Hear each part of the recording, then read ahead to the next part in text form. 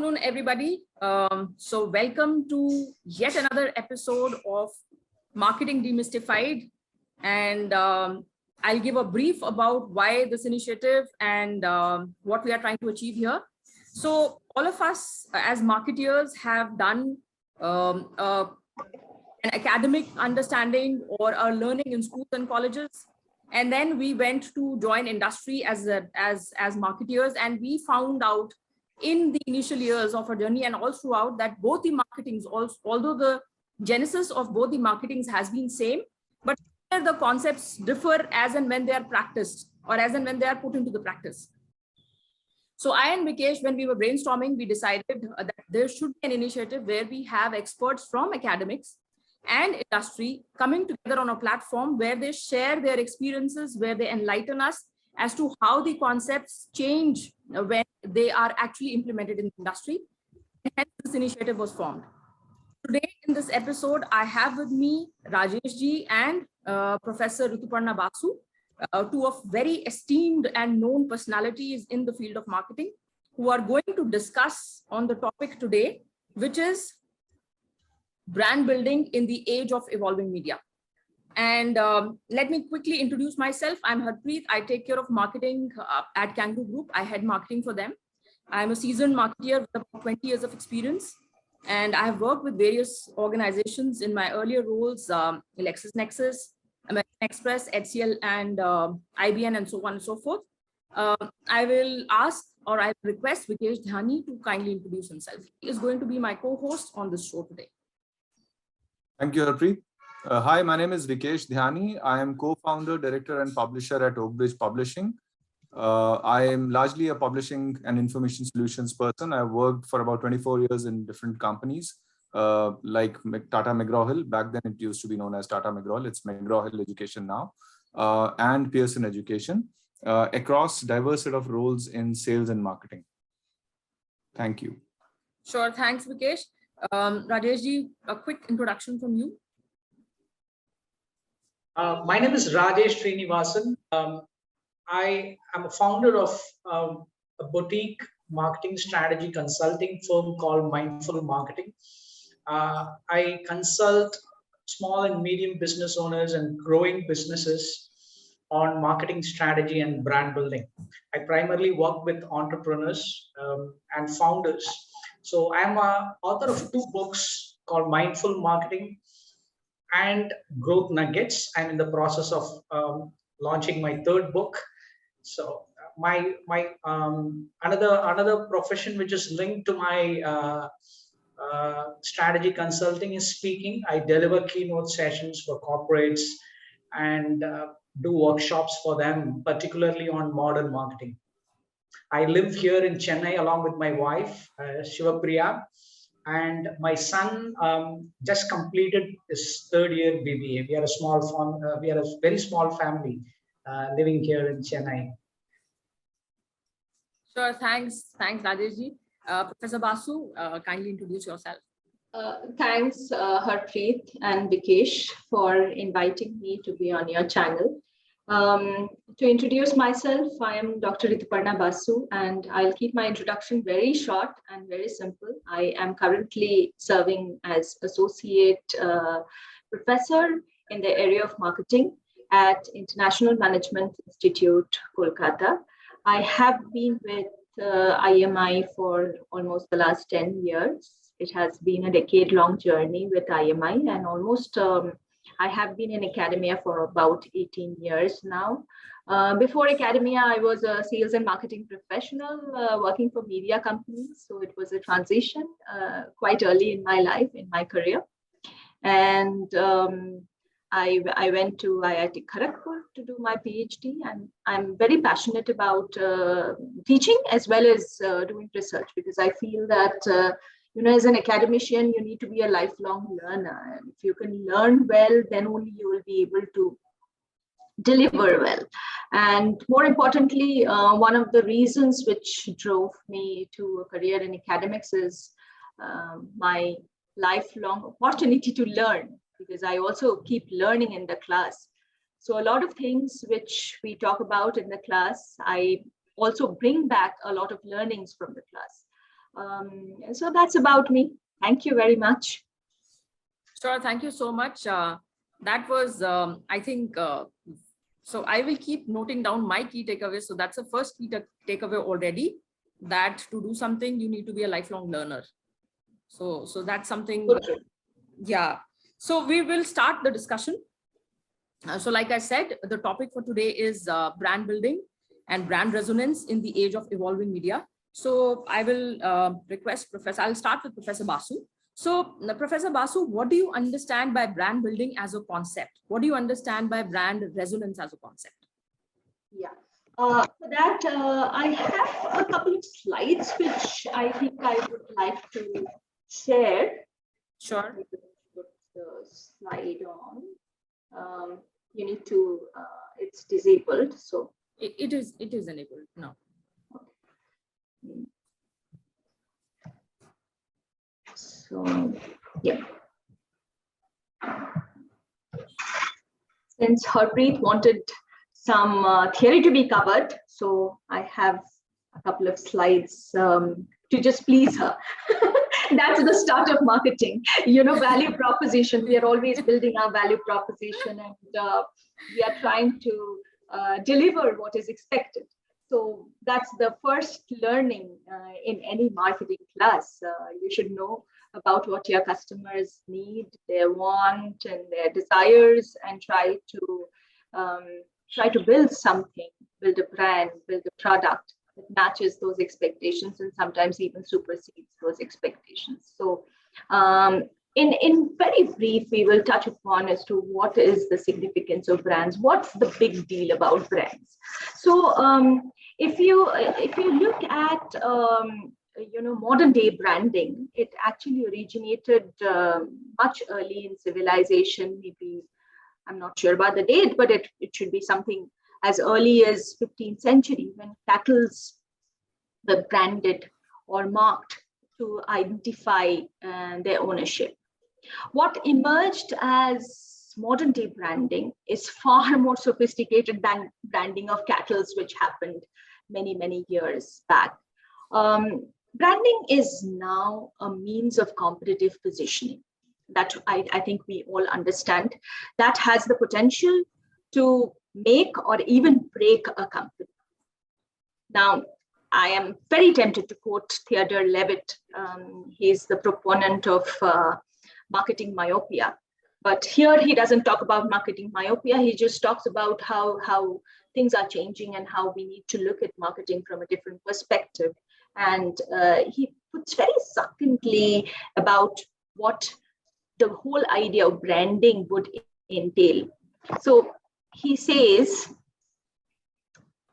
yeah, the new competition is not between what companies produce in their factories, but between what the companies add to their factory output in the form of packaging, services, advertising, customer advice, financing, delivery arrangements, warehousing, and many other things that people value. So I started with value proposition, and that's where Theodore Levitt is also making it very clear. So branding is a means of adding value to your product. So if you look at the traditional product levels, branding as a competitive strategy starts at the level where the product graduates from just being a simple set of attributes or say core benefits, which is like the generic product. So how are brands significant? Why do we need to have so much of build up around the functional benefits of the product? Because we have seen research has proven that brands are significant because they serve multiple purposes for the manufacturer as well as the consumer. So we are in a value proposition or the value philosophy, we are always trying to create win-win situations. So no one is doing charity. Okay, whether you're talking about the manufacturer or the marketer or the consumer, everyone is there for a purpose. And I always keep saying in my classes that profit is not a bad word. That's what marketers are here for. They want to make profit. And as long as you start understanding the whole idea of this game of creating win-win situations, you will understand that it is really not that bad.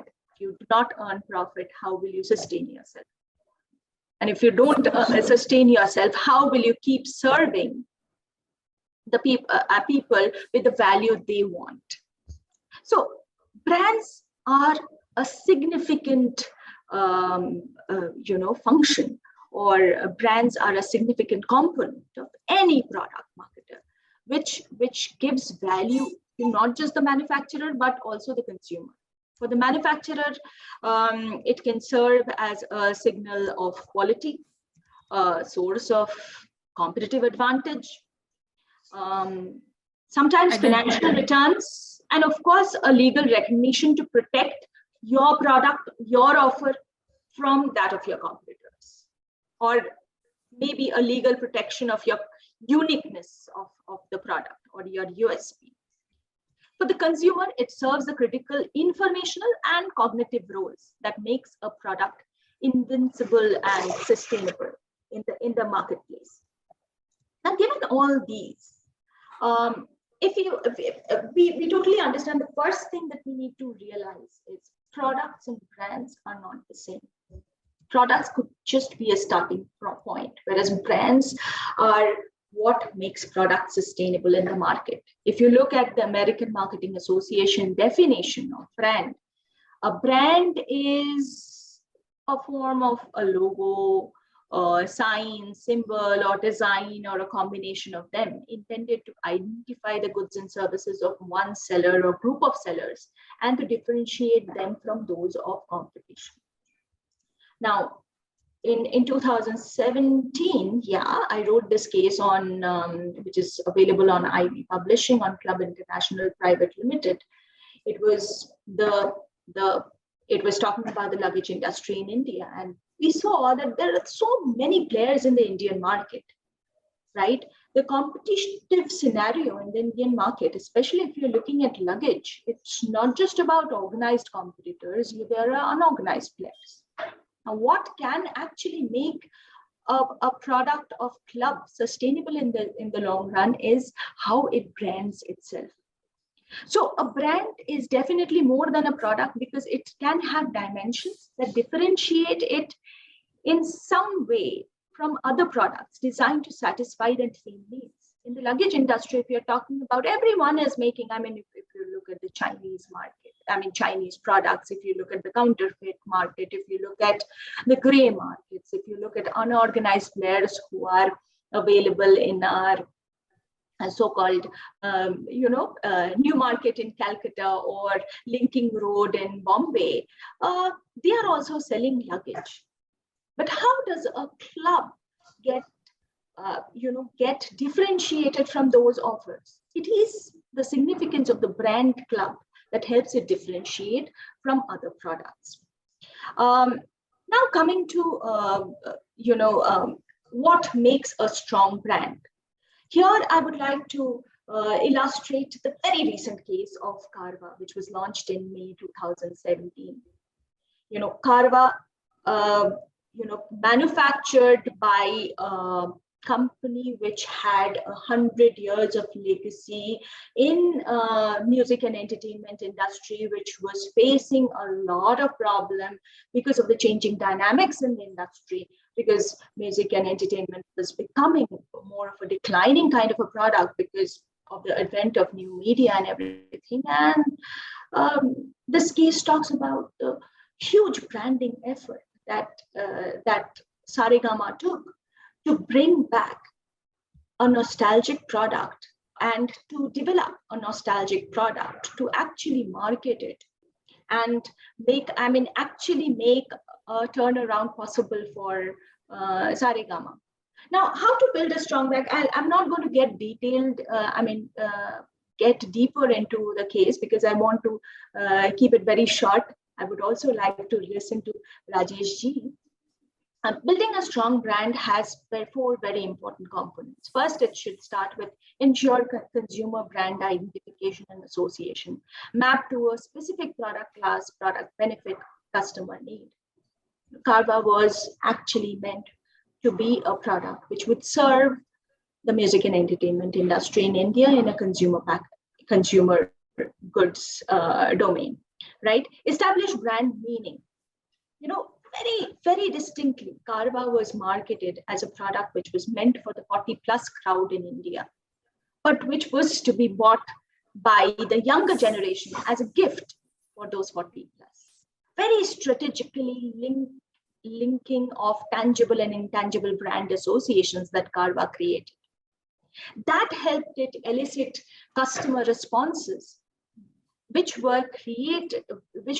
helped create the brand resonance that Carvaan right now stands for. And after that, Vikram Mehra, who is the MD of Saregama, he has come up with many more iterations of Carvaan and is continuing to do so. I think just a couple of days back, I saw the Carvaan jukebox and boombox. Right now, he had posted it on LinkedIn. So that's the strength of a brand, and that's how you build a strong brand. As long as your brand starts, connecting with associations which are more long-term, you start resonating. And what is resonance? Brand resonance describes the nature of consumer-brand relationship. Now, I see that when do you know that your product has become a brand? The first and foremost thing that you should ask yourself to understand whether your product has graduated into a brand is my product now capable of building relationships with its users? In consumer brand literature, we talk about something called consumer brand relationships. We talk about, that brand can be personified, and it could have a personal relationship with the consumer. It may not be a two-way kind of a relationship because the brand cannot really communicate, but it can have associations which are worthy of building some kind of a relationship with the consumer. And that's what marks a strong brand. So here comes the mark of a strong brand is measured in terms of the resonance it's creating in the market. It is described by the nature of consumer brand relationship and the extent to which consumers feel that they are in sync with the brand and perhaps they are associated with the brand. Now, it can have four very important components. One is behavioral loyalty, or components or outcomes. Behavioral loyalty, attitudinal loyalty, sense of community, active engagement. All these make up the story of a strong brand which resonates with its target market.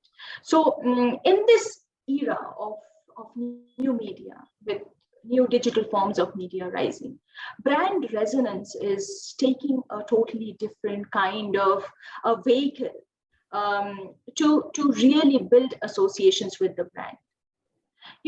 Especially, in 2019, I wrote one more case on Napadori, which is a luxury brand in India. Again, very interestingly, Club happens to be in the same luggage segment as Napadori. But the brand story or the brand resonance model of Napadori was very different from that of Club, because one is a luxury player and one is a mass market brand. So that's where the brand resonance, the idea of brand resonance becomes important. Now, I would not like to delve too much into theory because I would also like it to be a little more interactive than giving a monologue kind of a lecture on this. I will stop over here and we will come back to the cases in detail. Sure. I think even if it was theory, but you never made us feel that it was theory because you spoke about Saregama, you spoke about Club, and then you spoke about Napadori. Two things which were very focused on in the entire discussion was that when does the product become a brand? When it generates that consumer connect with the brand, when it generates brand loyalty, when it generates that attitudinal difference. So one example which I would like to add here is that cola as a beverage, not as a brand, cola as a beverage, probably a roadside vendor also would be selling. If we were to keep aside the secret formula which Coke has, even a roadside vendor would be able to sell. But when we go to any restaurant, we go for a walk, we go to any unknown place also. So let's say we go to a hilly terrain, and if we are feeling thirsty, the brand connect with cola, with even if it's a cola as a beverage, we will still go for if there is a nearby vendor who is selling Coke or Pepsi, because there it's the product is the same. But when the product resonates as a brand, that is where I think the entire brand connect between a consumer and the brand talks about. So we all of us, and I think I can vouch for the three of you also, that if there were two vendors standing next to each other, we are very thirsty in an unknown place, we would not like to try anything else, but we would like to go for a brand. And that is where the brand, although the product is the same, but the brand adds so much value. It adds quality, it adds service, it takes somewhere an ownership that if something, I am selling this product, but brand is mine. If something happens to the consumer, then I take ownership. And I think that ownership is what drives us as consumers towards a brand. Absolutely. Yeah. It's the trust and the consistency also, right? So absolutely. Yes. Absolutely. So when you talk about the Apple logo, a Starbucks coffee cup or a Nike swoosh, you're only talking about the trust that's associated with that imagery, right? And that's Yes. what makes those brands stand out from the other competitors. So there, another important element, you spoke about imagery. So for resonance, and I would come back to those components which define that brand association. Imagery is one. So before we deep dive into that, Rajeshji, why don't you enlighten us with some examples about brand building and what is the significance? Yeah, sure, Harpreet.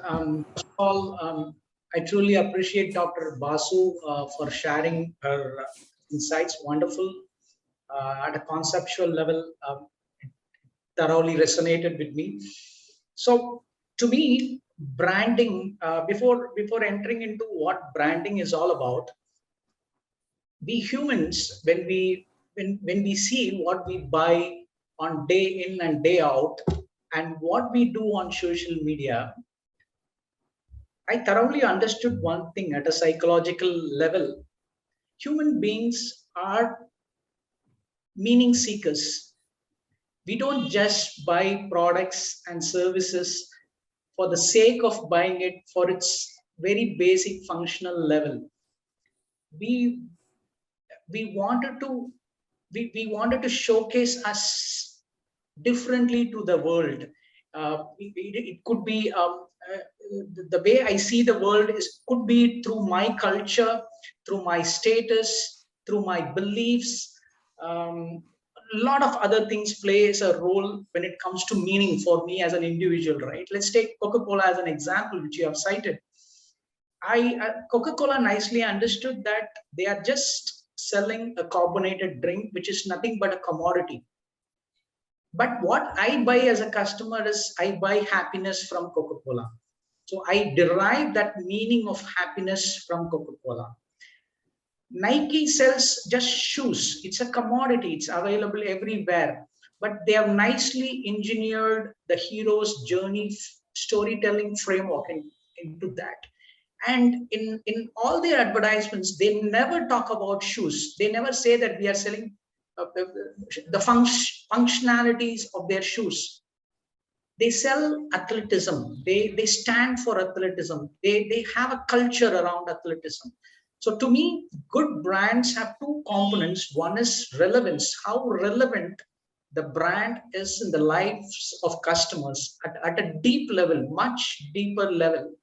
Number two, how different it is from the competition. These are the two critical factors when I look for a strong brand. So apart from this, I've told you, right? So brand building is like turning a normal commodity into a meaning. You add meaning into the commodity so that people try to connect with your brand. So I normally study religion when it comes to branding, because religion, when we lived our life as hunter gatherers way back, even 2 million years ago. Then we evolved slowly into the farming era, right? So what happened when we entered into the farming era, when we entered into the agricultural era, right? We humans evolved from just hunting and foraging, then into more meaningful. We have created a lot of concepts like religion, even the concept of God, money, politics. A lot of things have happened during this period. Everything evolved from there. The meaning creation exercise. Even today, if we notice, most of us fall under certain culture, certain religion, and majority of our purchase decisions, the way we see the world, what we eat, what we do, everything revolves around some belief system. So that is why I always study religions, and when I study religions, I'll share with you some correlations which you can usually find between religions and brands. So religions, if you take, it gives a lot of meaning to their followers, right? So every religion has a symbol to give some sense of identity, and brands have logos. So if you notice a religious person, a devotee, he showcases his meaning through some symbols. We know, right? Each and every religion has some symbol. If you take a customer of Harley Davidson, he wears the Harley Davidson logo in the left hand side just to showcase his affinity towards that brand. We call this as cult branding, right? So number one, religions have symbols, brands have logos. And religions, number two, religions have staunch believers, call them as devotees, and brands have loyal customers and fans. So religions, the third point, religions have places of worship where people congregate, and brands have stores and office spaces. We form a community there to create some sense of belonging, right? Some good brands do that. Religions also have belief systems, rituals, and shared values. Brands have mission statements, brand promise, and the way of doing it. This is how they differentiate. Another aspect of religion is we see gurus in religion. Now brands have thought leaders, right? So we see a lot of CEOs coming out and evangelizing about their brand proposition in social media. So these are some of the things. For example, another example could be religions have mantras. Every religion have short mantras. Brands have slogans. So when I go and study religion, I thoroughly understood how branding can also be a meaning creation exercise, very similar to what we did when we entered into the farming phase. Like one of the big invention, I would say, is religion, language, money. These are the things which changed the world order for us as humans and differentiated from animals. So even when it comes to branding, same thing happens. For example, I'll finish off with this one key point. Today, if you notice, all of us live in a highly networked social world, right? So we are in Facebook, we are in Instagram, we are in certain groups, WhatsApp groups. When I say, I usually argue with most of the people saying that we are still like those hunter-gatherers, but we live in a technology world, because even as hunter-gatherers 22 million years ago, we lived as tribes. We lived as small groups. Today, what we are doing inside a WhatsApp group, we are still groups, but we are using technology to showcase certain things. One thing which is very common in a tribe is belonging. Today, what we do let's take an example of WhatsApp group. When I go along with my family to a good restaurant, and the restaurant service is beautiful, ambience is beautiful, the service is beautiful. So what I do next, I take a photo and share it on Instagram. I do a check-in on Facebook and showcase that I am in XYZ restaurant today along with my family. I even share my photo. I go to my WhatsApp group. It could be my friends with whom I have studied in 12th standard. I even post there. I went to this restaurant along with my family. So why I do this? Because of this word called social currency. And social currencies is an economic value of all the relationship we have with our society as humans and how we interact with them. So when I share this, I'm doing two things. I'm just communicating that I went along with my family outside. So I'm showing off in one sense. You could see this in a lot of other ways. People buying new car and posting it on Facebook or social media platforms.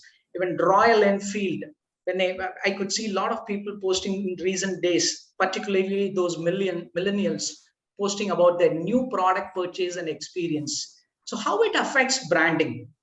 Primarily, brands depend on advertising on to propagate our message to the market, right? So now advertising helps in discovery, but it has one drawback. It lacks trust because I as a brand, I'm talking about my own proposition in all the media platforms. I blow my own trumpet. But when another person talks about the brand's experience in the social media platform, it has more value. I think you could notice shot on iPhone, the photos which are taken on iPhone is widely shared in most of the social media platforms. Apple, we call Apple as a great brand, but Apple is the brand which has highest social currency today. It means the customers of Apple share their experience in media platforms. We see only social media platforms. Even in normal life, even in the offline world, we can notice this. So another critical aspect of brand building is minting social currency rather than depending on conventional advertising to propagate the message. But if we want to mint the social currency, we need to understand humans at a much deeper level as to why they share, what they really care for, who's my target audience, what is their identity, what is their social tribe.